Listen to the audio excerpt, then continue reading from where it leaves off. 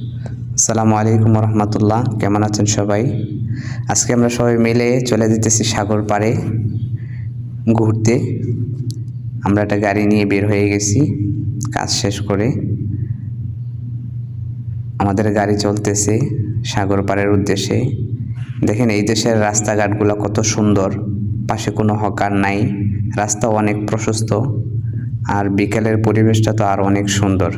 এরকম পরিবেশ দেখলে সবার মনটা অনেক ভালো হয়ে যায়। আমরা কিন্তু অলরেডি সাগর পাড়ে চলে আসছি এবং গাড়ি থেকে নামার পরে প্রান্ত অনেক খুশি।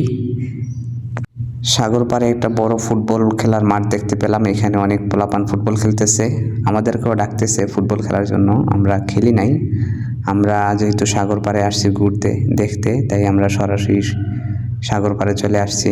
এই যে দেখেন নীল দরিয়া, সাগরের ওই পার হচ্ছে মিশর আর এই পার হচ্ছে সৌদি আরব।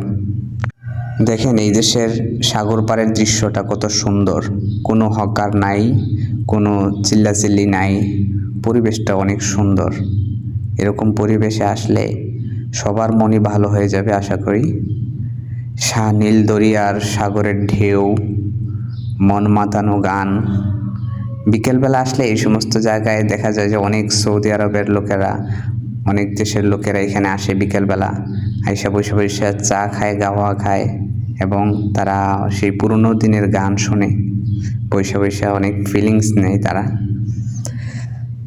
আমরাও আসছি আমাদের মনটাকে ভালো করতে, যেহেতু আমরা 30 দিন 12 ঘন্টা ডিউটি করি, মনটা অনেক ক্লান্ত শ্রান্ত হয়ে যায়, তাই আসছি সাগর পাড়ে ঘুরতে। আসার পরে আমাদের সেই গানটা মনে পড়ে যায়, ও রে নীল দরিয়া আমায় দে রে দে ভাসাইয়া।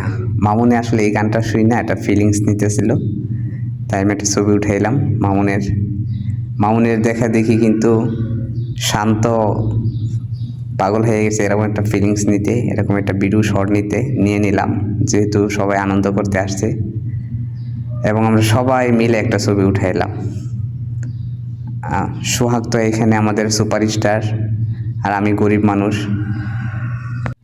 আর এরকম সাগর পাড়ে আসলে সবাই পাগল হয়ে যায় ছবি উঠানোর জন্য বিভিন্ন স্টাইলে। শান্ত তো খুব স্টাইলিশ মানুষ, নায়ক মানুষ, তাই তার বিভিন্ন স্টাইলে ছবি উঠাইতে হয়। যাই হোক, আপনারা দেখেন এই দেশের সাগর পাড়ে অবস্থা, দৃশ্যগুলা কত সুন্দর, তাই না? এই সমস্ত জায়গায় আসলে সবারই মন ভালো হয়ে যাবে। এদিকে প্রান্ত আর সোহাগকে শয়তানে লাড়ে, এই জন্য দেখেন ওদের কি অবস্থা। বেশি কিছু দেখাইলাম না। এই যে এদিকে বাচ্চারা বিকেলবেলা এগুলা গাড়ি নিয়ে ভাড়া করে তারা ঘোরাফেরা করে, খেলে, ভাড়ায় গাড়ি পাওয়া যায় বাচ্চাদের জন্য। আর শান্তরে তো শয়তানে লাড়তেছে, এটা দেখলেই বোঝা যাইতেছে, আর বেশি কিছু বললাম না।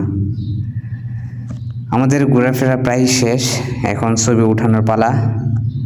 সমুদ্রের হাওয়া খাইতে খাইতে আমাদের মন পেট দুটোটাই ভরে গেছে। সমুদ্রের পরিবেশটা আপনাদের কাছে কেমন লাগলো কমেন্ট করে জানাবেন। আমাদের ঘোরাফেরা কিন্তু প্রায় শেষ, আমরা এখন বাসার দিকে রওনা হয়ে চলে যাব। এখানে পরিবেশগুলো কত সুন্দর, কেমন হয়েছে জানাবেন সবাই।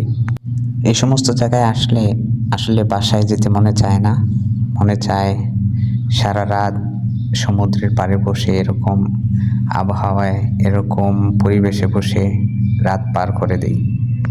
কিন্তু কি আর করার, আমাদের তো বাসায় যেতেই হবে, যেহেতু পরের দিন আমাদের কাজ আছে। তাই আমরা আর দেরি না করে বাসার দিকে রওনা হয়ে গেলাম। আমাদের বাংলাদেশের সাগর পাড়গুলো যদি এরকমভাবে সুন্দর করে সাজানো যেত, তাহলে অনেক পর্যটক আসতো এবং মানুষের মনগুলো অনেক ভালো হয়ে যেত এই সমস্ত জায়গায় এরকম পরিবেশে ঘোরাফেরা করলে। আমাদের বাংলাদেশে তো মন খুলে একটু ঘোরাফেরা করা যায় না, হকার এবং মানুষের কোলাহলের জন্য। সাগর পাড়ের দৃশ্য কাছ থেকে দেখার জন্য পাশেই সুন্দর একটা বিল্ডিং। যাই হোক, ঘোরাফেরা শেষ করে আমরা এখন চলে আসছি হোটেলে খাইতে, যেহেতু আমরা আজকে আর বাসায় যাই রান্না করব না, অনেক রাত হয়ে গেছে। আমরা এখন খাওয়া দাওয়া করে বাসায় চলে যাব। ভিডিওটা কেমন হলো সবাই জানাবেন প্লিজ।